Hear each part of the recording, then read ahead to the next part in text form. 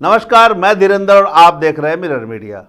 आज के बदलते परिवेश, खान पान, रहन सहन के स्टाइल चेंज होने के कारण कई तरह की बीमारियां उत्पन्न हो रही है, जिससे शरीर के कई अंग डैमेज भी हो रहे हैं। सबसे गंभीर बीमारी किडनी रोग है। इस पर बचाव करना बहुत ही जरूरी है। इसके पीछे की वजह मोटापा और मोटापा से होने वाले डायबिटीज है, जिसके कारण किडनी डैमेज होते हैं। धनबाद में एक दिवसीय डीमाकोन में आए पारस अस्पताल के डॉक्टर अशोक कुमार वैद्या ने किडनी रोग से बचाव एवं डॉक्टर संजीव शर्मा ने मूवमेंट डिसऑर्डर के संबंध में विस्तृत जानकारी साझा की। उन्होंने इस संबंध में अपने प्रेजेंटेशन भी दिए और लोगों को बताया कि कैसे इस पर नियंत्रण किया जा सकता है। पूरे मामले पर जब डॉक्टर अशोक से वार्ता की गई कि कैसे किडनी रोग पर बचाव किया जा सकता है, तो उन्होंने क्या कुछ कहा, आप भी सुनिए।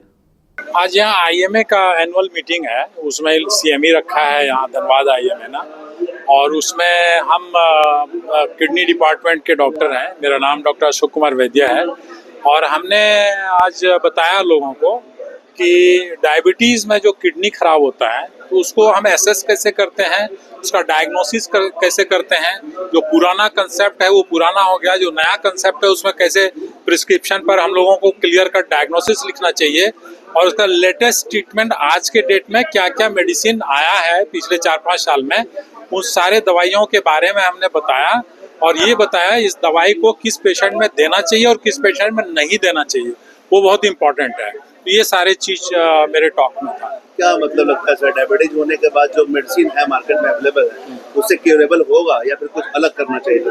देखिए, आज भी हम बोलेंगे पूरे समाज को ये हम बताना चाहेंगे कि आप जो है ना, अभी भी दवाई पर आप बिल्कुल भरोसा मत करें। आपका जो ट्रेडिशनल स्टाइल है जीने का वो जिए, आप लाइफ स्टाइल को मॉडिफाई करें। अब आपके दादा दादी नाना नानी जिस लाइफ स्टाइल को जीते थे उसी को जिए। आजकल जितना भी दवाई आ रहा है उसका कोई सब्स्टिट्यूट नहीं है, लाइफ स्टाइल मॉडिफिकेशन का कोई सब्स्टिट्यूट नहीं है। आज हम लोग वॉक करना छोड़ दिए हैं, खान पान हम लोग वेस्टर्न सभ्यता को अपनाते जा रहे हैं, लेकिन जो दवाई आ रहा है वो दवाई डायबिटीज हो जाता है तो फिर वो काम करता है। किडनी खराब होने लगता है तो हम दवाई देते हैं तो किडनी खराब नहीं होता है। लेकिन डायबिटीज ही नहीं हो, ब्लड प्रेशर ही नहीं हो, हमारे पूरे समाज को इस बात का ध्यान देना चाहिए। ये दवाई क्या महंगी होती है? पहले बहुत महंगी थी, आज से 4-5 साल पहले एक गोली का दाम 50 रुपया 60 रुपया था, बट आज के डेट में ये 8 से 10 रुपया का गोली आता है जो कोई भी लोग अफोर्ड कर सकते हैं।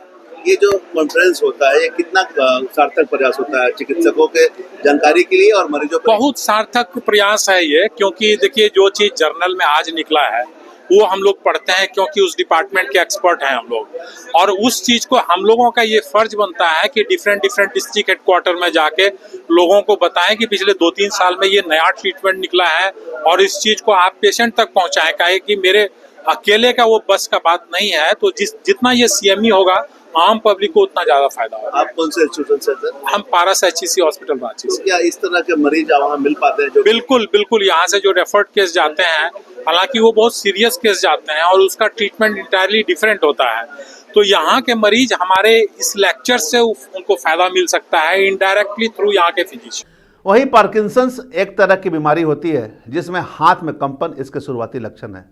पार्किंसंस रोग मुख्य रूप से मस्तिष्क में डोपामाइन नामक रसायन की कमी से होती है, जो मांसपेशियों की गति को नियंत्रित करने में महत्वपूर्ण भूमिका निभाता है। मस्तिष्क में तंत्रिका कोशिकाएं जो डोपामाइन बनाती है वे धीरे धीरे नष्ट होने लगती है, जिससे डोपामाइन का उत्पादन कम हो जाता है और पार्किंसंस के लक्षण प्रकट होते हैं। पूरे मामले पर पारस हॉस्पिटल के डॉक्टर संजीव शर्मा ने क्या कुछ कहा, कैसे पार्किंसंस होते हैं, कैसे इस पर नियंत्रण किए जा सकते हैं, सुनिए एक रिपोर्ट। मेरा आज टॉपिक था डिस्कशन का कि मूवमेंट डिसऑर्डर क्या होता है। आप आम जनता को देखते होंगे, हाथ में कंपन होना, पार्किंसन डेवलप करना, या पेशेंट जो है बहुत सारे पॉस्चरिंग होता है, पैरालाइज्ड हो जाना, तो उसकी डायग्नोसिस नहीं हो पाती है। तो उसमें कैसे अप्रोच करना चाहिए, कैसे डायग्नोज करना चाहिए और उसका ट्रीटमेंट क्या है।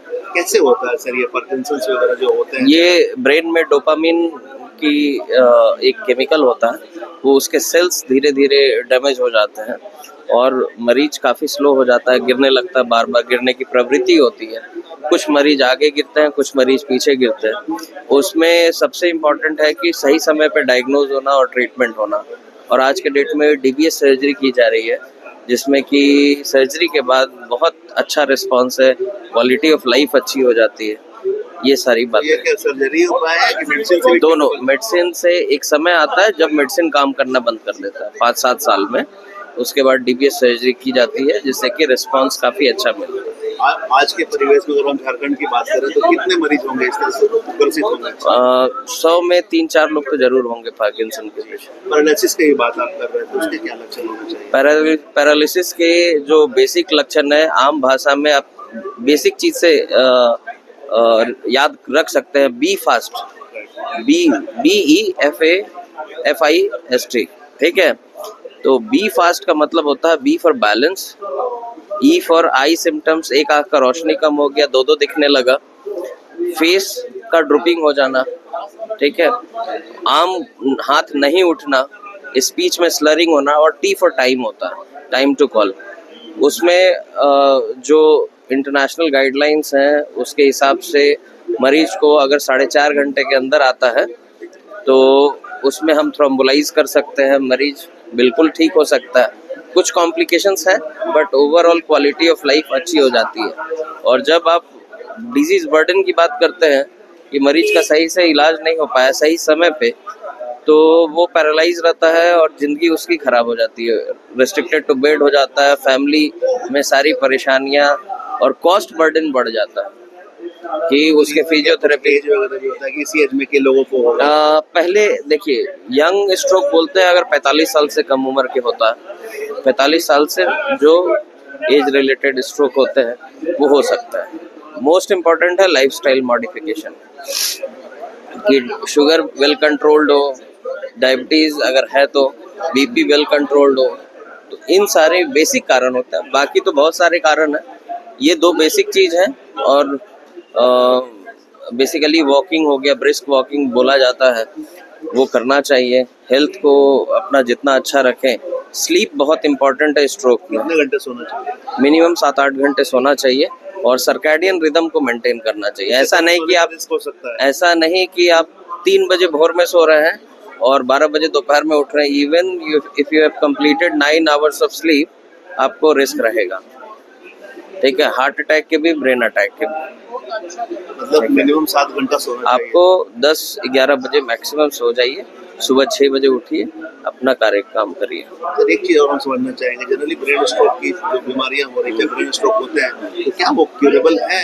देखिए, वो ट्रीटेबल है, ठीक है, लेकिन सही समय पे। जैसे मान लीजिए कि बहुत सारे पेशेंट आते हैं 20 मिनट में पहुंच गए हॉस्पिटल, तो हमने इंजेक्शन दे दिया, अगर बड़ा क्लॉट है तो तार से डाल के और वो क्लॉट को खींच लिया जाता है, तो उससे मरीज की रिकवरी बहुत अच्छी होती है, क्योंकि 1 मिनट में 12 मिलियन ब्रेन सेल डेड हो जाता है 1 मिनट में। तो आप समझ सकते हैं कि टाइम कितना वैल्यू है इसमें। और आप सोसाइटी को यही मैसेज देना चाहूँगा कि अगर इस तरह के कोई भी सिम्टम्स हो, जवान जाड़ी पड़ना, हाथ नहीं उठना, या अचानक से इम्बैलेंस होना, चलने में दिक्कत होना, तो या अचानक से दो दिखना, तो तुरंत आप बड़े हॉस्पिटल में जाइए जहाँ पे स्ट्रोक सेंटर है। और स्ट्रोक सेंटर 4 ही हैं अभी झारखंड में। एक पारस के पास है, एक मेडिका के पास है जो अब मणिपाल हो गया, और मेदांता हो गया, और रिम्स है। ये 4 जगह पे इमरजेंसी स्ट्रोक सर्विसेज हैं।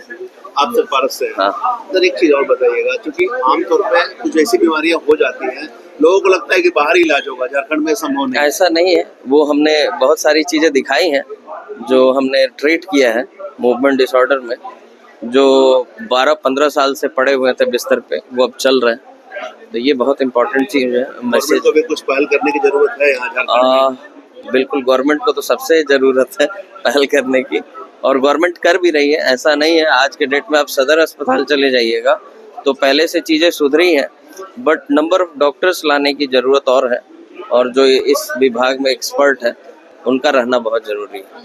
कुल मिलाकर धनबाद में 1 दिवसीय आयोजित कार्यशाला में अलग अलग जगह से आए चिकित्सक अपने अनुभव साझा करते हैं, और इसका फ़ायदा यहाँ के चिकित्सक के साथ साथ यहाँ के मरीजों पर भी होता है। चूँकि चिकित्सक अपने क्षेत्र में कार्य करते हैं, बहुत सारे अनुभव से वो अनजान रहते हैं। ऐसे में जो अनुभव अलग अलग से आए चिकित्सकों द्वारा दिया जाता है, मन में मरीजों की देखरेख की जाती है, जिससे न केवल चिकित्सकों का ज्ञान बढ़ता है, बल्कि बढ़ने वाली बीमारियां जो गंभीर बीमारियां हो रही है उस पर नियंत्रण करने में डॉक्टर सक्षम हो पाते हैं। हम तमाम इससे जुड़ी खबरों से आपको अपडेट करवाते रहेंगे। बने रहे मिरर मीडिया के साथ।